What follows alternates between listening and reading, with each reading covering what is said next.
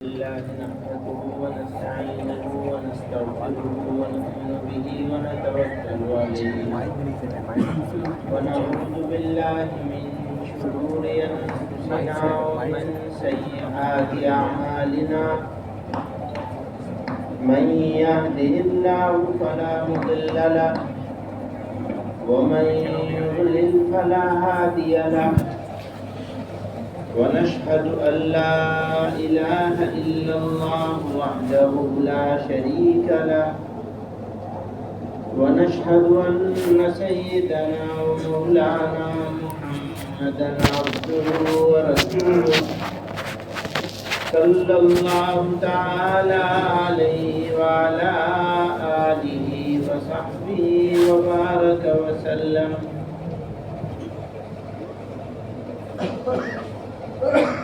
بزرگان محترم، برادران عزیز،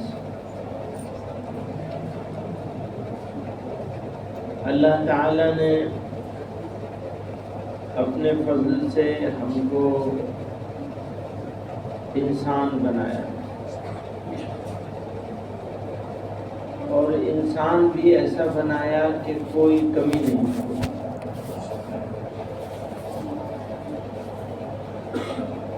پھر محض اپنے فضل سے، اپنی مہربانی سے، اپنے کرم سے ایمان کی دولت عطا.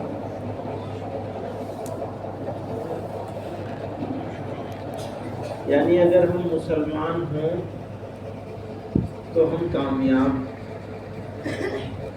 اور اگر ایمان سے محروم رہ جائیں خدا نخواستہ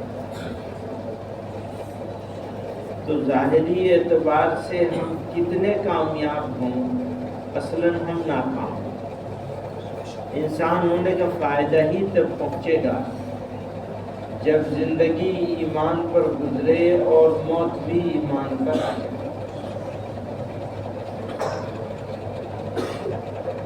انسان ہونے کا فائدہ ہی تب ہوگا، بلکہ اگر انسان ہو اور ایمان سے محروم رہ جائے تو اچھا یہ تھا کہ وہ انسان بنایا ہی نہ جاتا.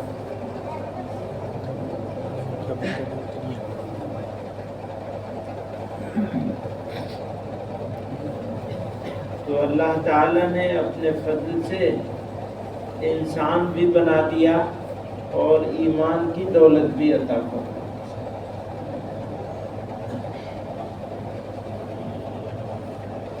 اپنے محبوب صلی اللہ علیہ وسلم کا امتی بھی بنا دیا. ہو سکتا ہے ہم مسلمان ہوتے پہلے زمانے میں کسی اور نبی کی امت میں پیدا ہو.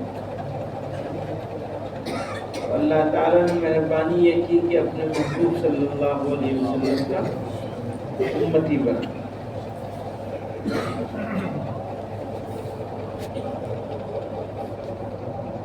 تو ہماری زندگی، ہمارا جسم، ہماری جان، ہمارا مال، سب چیز بہت اہمیت رکھتے ہیں، لیکن ایمان ان سب سے زیادہ بڑی اہمیت ہے.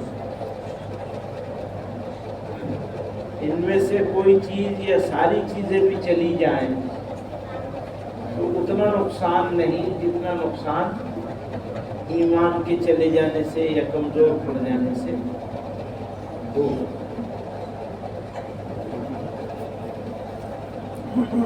آج کے زمانے میں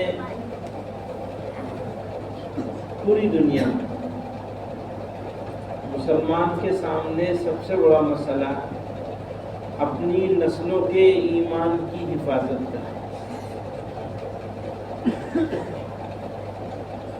اور ہمارے ملک میں اور بھی زیادہ ہو گیا ہے.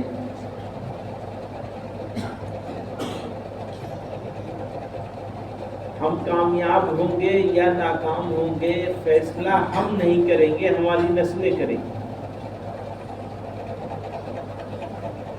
جیسے مجھے سمجھانا نہیں پڑ رہا ہے کہ آپ کا مسلمان ہونا کیوں ضروری ہے، صرف بتانا کافی ہے. آپ سب جانتے ہیں کہ مسلمان ہونا کیوں ضروری ہے، اور کہنے کی ضرورت نہیں. ضرورت پڑے گی تو یہاں موجود ہر آدمی اپنے ایمان کی حفاظت اپنی جان کی قربانی دے کر بھی کرے گا.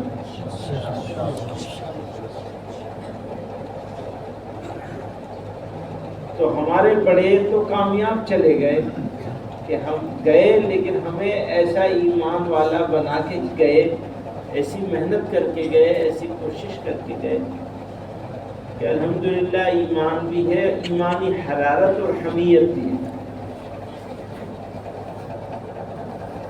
لیکن کبھی سوچا کہ ہماری اگلی نسلوں تک بھی یہ ایسے ہی یا اس سے اور بہتر جانا چاہیے، وہ کیسے جائے؟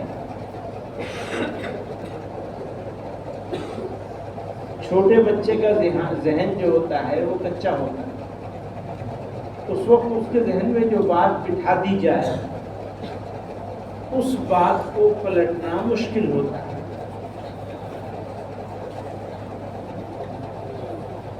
تو اگر بچپن میں آپ نے محنت کر لی بچوں پر، بچوں کے بچپن میں اگر ہم نے اور آپ نے محنت کر لی تو نسلوں کا ایمان انشاءاللہ محفوظ رہ جائے گا۔ ہو سکتا ہے عمل میں کمزوری رہے، لیکن ایمان محفوظ رہے گا انشاءاللہ، اور ان کی اگلی نسلوں تک بھی اس ایمان کو جانا چاہیے۔ تو آپ کو ایک نظام قائم کرنا ہے، اس نظام کو اگر آپ نے قائم نہیں کیا تو ہم سے اور آپ سے زیادہ خسارے میں کوئی نہیں ہو۔ بھیا اسے بنا، ہمیں اور آپ کو اگر خسارے سے بچنا ہے، وہ خسارہ یہاں کا بھی ہے اور وہاں کا بھی ہے۔ اللہ تعالیٰ جب سوال کریں گے تو نماز روزے کے بارے میں بھی سوال کریں گے اور اس کے بارے میں بھی سوال کریں گے کہ آپ نے کیا کیا،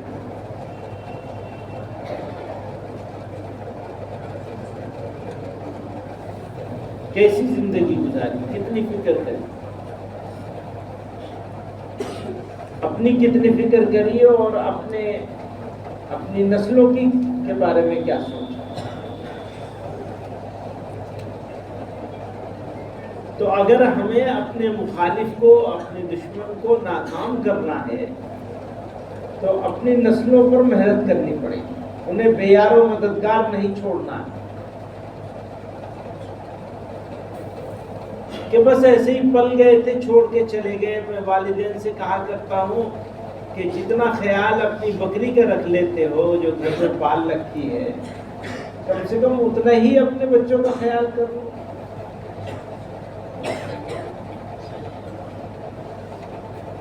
بس اتنا بھی کر لو گے تو کام ہو جائے گا۔ ہم تو اتنا بھی نہیں دیکھتے اپنے بچوں کو جتنا اپنی بکری کو دیکھتے ہیں۔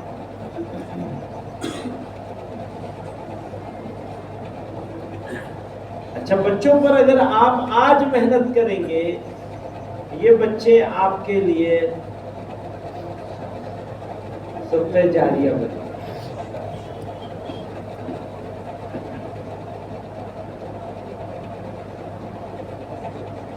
اور اگر آپ نے محنت نہیں کی، توجہ نہیں کی،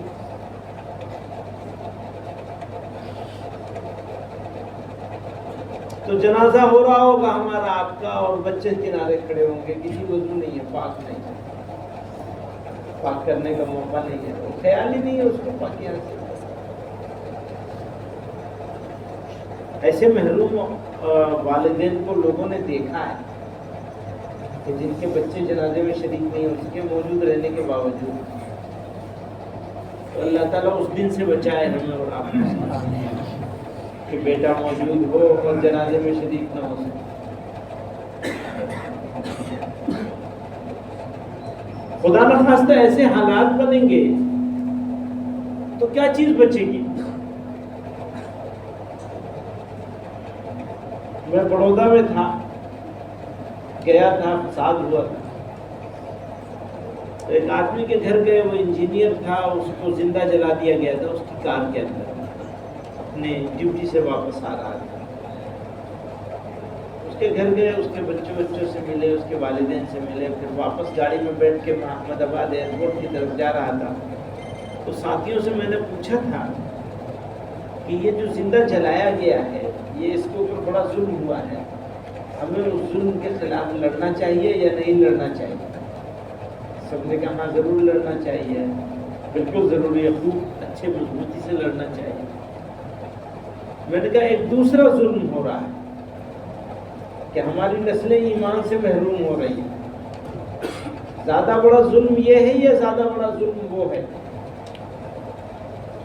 میں نے کہا اس کی جب موت آ رہی ہوگی تو اللہ تعالیٰ نے فرشتوں کو حکم دے کے بھیجا ہوگا کہ میرے نام پہ میرے ایک بندے کو زندہ جلایا جا رہا ہے، جاؤ اس کی روح کو خوشبوؤں میں بسا کے لے کر آؤ، استقبال کرو آسمانوں کو۔ ایسے ہی ہوا ہوگا نا، یقین ہے نا۔ لیکن اگر وہی آدمی بجائے مرنے کے زندہ رہتا لیکن ایمان سے محروم ہوتا تو بتائیے زیادہ بڑا نقصان اس کا وہ تھا یا زیادہ بڑا نقصان یہ ہوا؟ ایمان سے محروم ہونا زیادہ بڑا نقصان۔ آپ سمجھ لیجئے، جو طاقتیں ہم کو مارنے کی، ڈرانے کی، دھمکانے کی کوشش کر رہی ہیں وہ تو ہیں دشمن ہماری، لیکن جو طاقتیں ہمارے نسلوں کے ایمان کو چھیننے کی کوشش میں لگی ہوئی ہیں وہ زیادہ بڑی دشمن، زیادہ خطرناک ہے۔ اب اس کا مقابلہ کیسے ہو؟ وہ ہے مقتل، کوئی راستہ نہیں ہے اس کے اندر۔ دارالعلوم دیوبند نے بہت پہلے فیصلہ کیا تھا کہ ہر مدرسہ اپنے اخراجات کا، اپنے بجٹ کا 10%، کم سے کم 10% مکتبوں پر خرچ کرے۔ اور اس خرچ کا مطلب یہ نہیں ہے، میں عرض کر دوں، اس خرچ کا یہ مطلب نہیں ہے کہ وہ مدرسہ ایک معلم رکھ دے، اس کی تنخواہ جاری کر دے اور اس کو کہہ دے ایک مکتب چلاؤ، نہیں۔ اس کا مطلب یہ ہے کہ مدرسہ ایک مبلغ رکھے گا اور علاقے میں، محلے میں مکاتب بنائے جائیں گے اور وہ مکاتب خود کفیل ہوں گے۔ صرف نگراں کی تنخواہ مدرسے سے دی جائے گی، جو 20 مکتب کا ایک نگراں ہوگا، مثلا کہیں 30 مکتب پہ، کہیں 15 پہ، کہیں 20 پہ، اس نگراں کی تنخواہ تو مدرسہ دے گا، لیکن مکتب کی پورا خرچ اخراجات وہ والدین اٹھائیں گے۔ تو ضرورت ہے والدین پر محنت کرنے کی کہ تمہیں اگر مسلمان رکھنا ہے، اپنی نسلوں کا ایمان کو بچانا ہے تو تمہیں اس کے اوپر انویسٹ کرنا ہوگا۔ انویسٹ کرنا سمجھتے ہیں؟ پیسہ لگانا ہوگا، یہ خرچہ نہیں ہے، یہ انویسٹمنٹ ہے۔ تمہارے لیے صدقہ جاریہ بنے گا۔ کوئی صاحب ہیں وہ کنویں بنا دیتے ہیں، نل لگا دیتے ہیں، فلاں کام کرتے ہیں، فلاں کام کرتے ہیں، اس کا ان کو ثواب ملتا ہے، وہ صدقہ جاریہ ہوتا ہے ان کے لیے۔ جو آدمی جو فائدہ اٹھائے گا، کسی نے مسجد بنائی یا مسجد بنانے میں حصہ لیا، تو جب تک نماز ہوتی رہے گی اسے ثواب ملتا رہے گا، وہ زندہ رہے یا مر جائے۔ اپنی نسلوں کو، اپنے بچوں کو پڑھانے کے لیے اگر آپ فیس نہیں دیں گے، مکتب اسی پر کھڑے کرنے ہیں، سوائے اس کے کہ بہت کمزور علاقہ ہو، وہ بات الگ ہے، کچھ مستثنیات ہو سکتے ہیں، لیکن آج کی تاریخ میں کوئی علاقہ ایسا مشکل سے ملے گا جو 5 روپے روز اپنے بچے کے دین کے لیے خرچ نہ کر سکتا ہوں، مشکل سے ملے گا۔ تو محنت اس پر ہونی ہے۔ میں نے یہ عرض کیا تھا، باقاعدہ تربیتی مذاکرہ کیا جائے۔ مولانا شعیب موجود ہیں، ان کے ہاں نوٹ بھی کر رکھا ہے انہوں نے، وہ تیار بھی آنے کے لیے ہمیشہ، آپ لوگ بلانے کے لیے تیار نہیں ہو۔ مولانا جمال صاحب موجود ہیں آپ کے پڑوس میں، معلوم ہوتا ہم ہی لے آتے ہو اپنے ساتھ، تو آپ کو بتائیں گے، کچھ افراد تیار کرائیں گے آپ کے لیے جو ذمہ داری اٹھائیں گے نگرانی۔ اور یاد رکھیے گا، موقع بار بار نہیں ملا کرتے، بچے بار بار تھوڑی پیدا ہوں گے۔ پوری ایک نسل ہماری آلریڈی خراب ہو چکی ہے.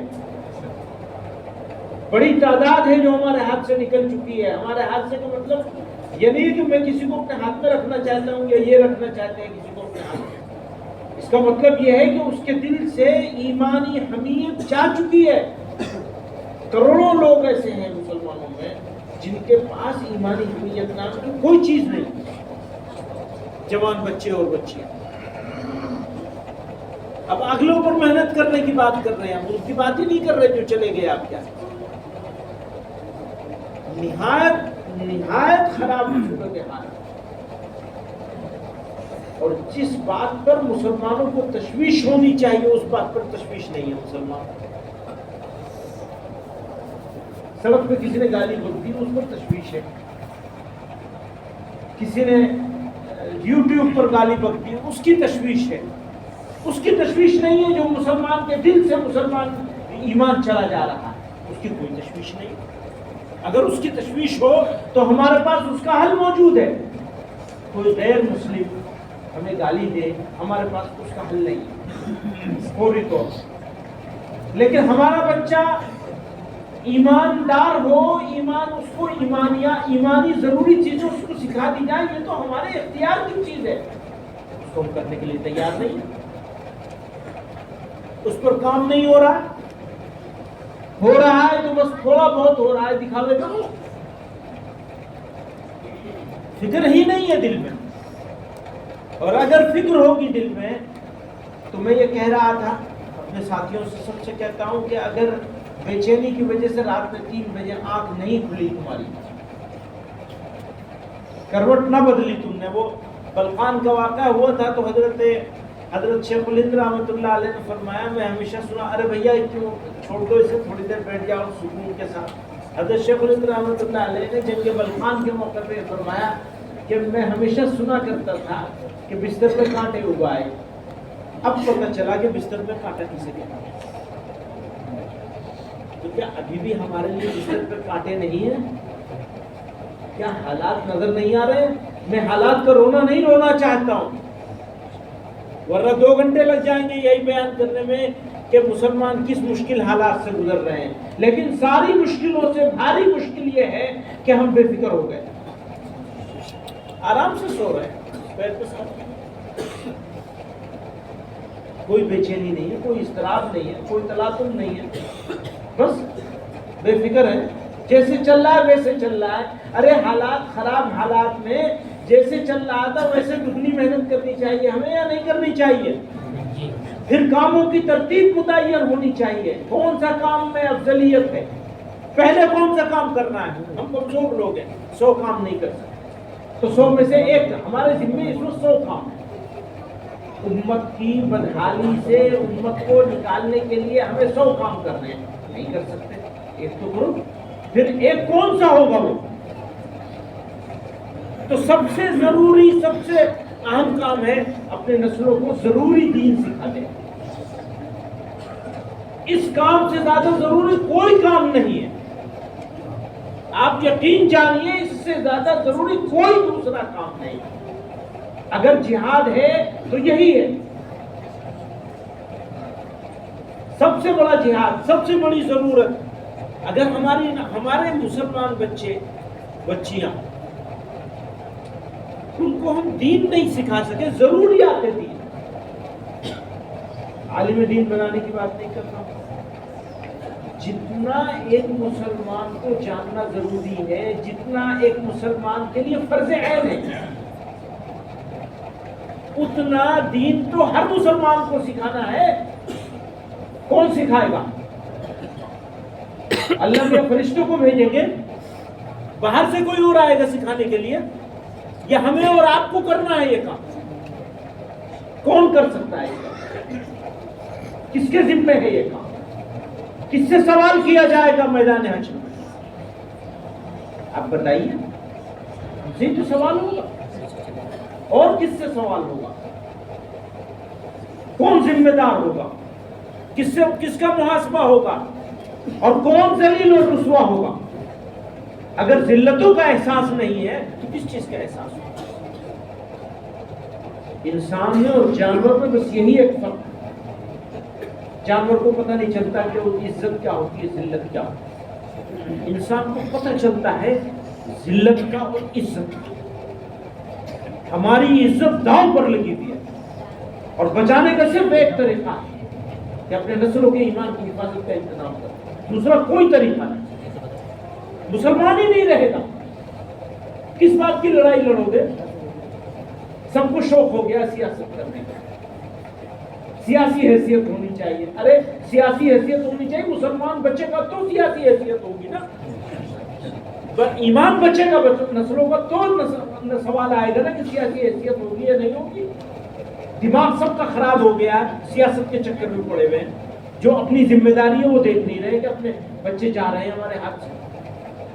دعوے کے ساتھ کہتا ہوں کہ کروڑوں بچے ایسے ہیں جن کے نزدیک دل سے ایمان کی حیثیت ختم ہو چکی ہے، نام کے مسلمان جوان۔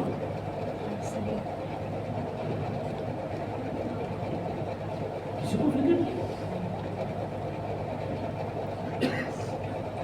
میں اداروں کے خلاف نہیں بولنا چاہتا ہوں، بڑے بڑے مدرسے ہیں ماشاءاللہ، یہ بھی بڑا مدرسہ ہے۔ ابھی کوئی بات کہوں گا تو یہ لوگ یہ سمجھیں گے کہ مدرسے کے خلاف بول رہے ہیں۔ یہ مدرسے کا فائدہ تب ہوگا جب ہمارے بچوں کا ایمان بچے، مدرسے بھی نہیں بنتا۔ میں کھلی آنکھ سے دیکھ رہا ہوں، یہ مدرسے بچانے ہیں تو مسلمانوں کو بچوں کو بچانا ہوگا، اسی کے لیے تو مدرسہ ہے، اور کسی کام کے لیے یہ مدرسہ نسلوں کے ایمان کو بچانے کے لیے ہے نا یہ مدرسہ۔ اور الحمدللہ یہ ہمارے فخر کی تاریخ ہے، ہماری اس تاریخ پر فخر کر سکتے ہیں، لیکن یہ ساری محنت بزرگوں کی ہے، ہم نے کیا کیا؟ ہم تو آرام سے بیٹھے ہیں، بس کوئی کرنے کو تیار نہیں ہے، کسی کے پاس کوئی سروے نہیں ہے اس ضلع کا، کتنے محلے ہیں، کتنے قصبے ہیں، کتنے گاؤں ہیں، ان گاؤں میں آبادیوں کا پیٹرن کیا ہے، کچھ نہیں معلوم کسی کو۔ آپ مقابلہ کریں گے، کس سے مقابلہ کریں گے؟ کون آپ کا ساتھ دے گا؟ خود نہیں تیار ہیں حالات سے لڑنے کے لیے تو دوسروں کو کیا کریں؟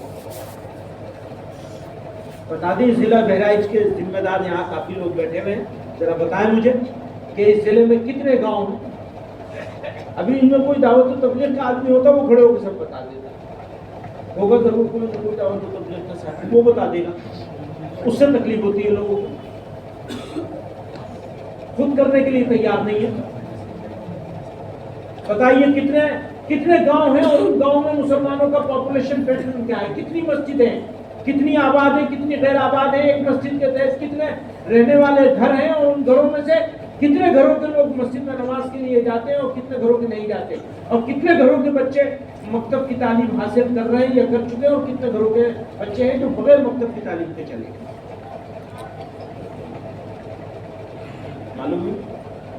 سنیے میں بتاتا ہوں، اگر کامیاب ہونا ہے تو پہلے آپ کو معلوم ہونا چاہیے کہ آپ کی پوزیشن کیا ہے۔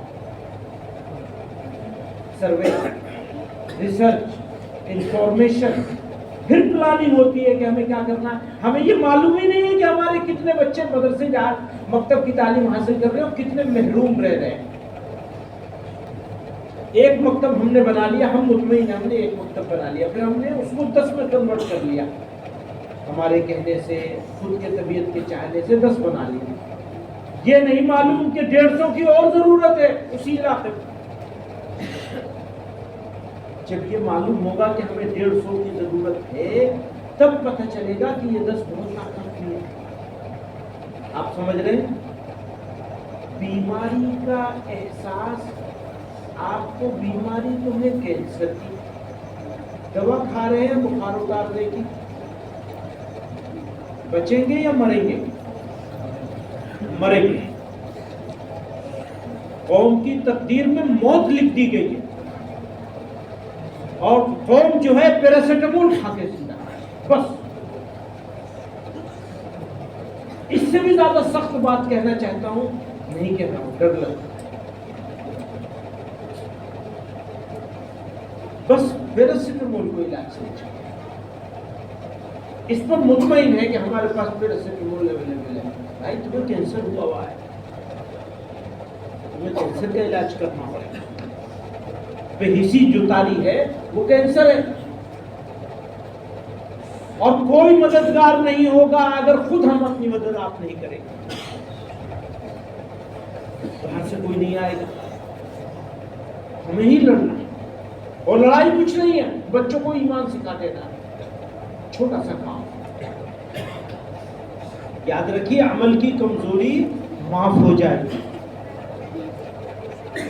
ایمان کی کمزوری ختم کر دیں۔ تو میدان جنگ بدل دیجئے، آپ کا میدان جنگ سیاست نہیں ہے، آپ کا میدان جنگ آپ کی نسلیں، ان کی حفاظت کا انتظام ہے۔ اتنی سی بات کہنا چاہتا ہوں، اللہ تعالیٰ مجھے بھی اور آپ کو سب کو اپنے نسلوں کے ایمان کے تحفظ کے فریضے کے انجام دہی کی کچھ کوشش کرنے کی کوشش